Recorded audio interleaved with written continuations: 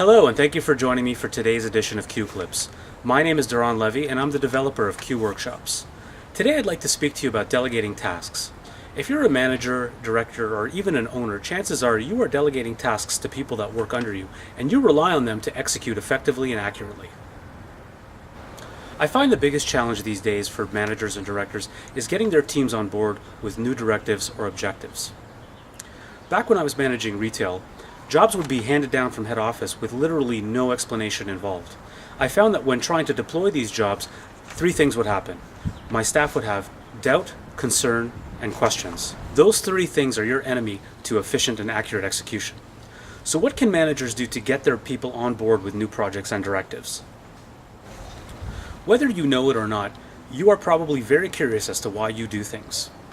Way back when I was managing retail, new store layouts would be a common practice, as we would have to change the business around to meet the current market conditions. I'd always have 2 or 3 associates that would question the motives behind the move. These questions usually were born from cynicism, and cynicism is probably the #1 thing that can really kill productivity when executing a new directive. Eventually, these associates' lackluster performance would start affecting the bottom line, so I felt it necessary to actually explain in greater detail the purpose of why we were making these moves. Almost immediately I found that they were on board with these ideas as I explained to them with numbers and my P&L statement in hand how this job would affect the bottom line. So when delegating tasks and duties, it is a good idea to explain in greater detail the end result desired. I would go so far as to even quantify the end result against your bottom line. Giving your team member a true sense of purpose is the fastest way to get them on board with any new project or idea that comes into your inbox.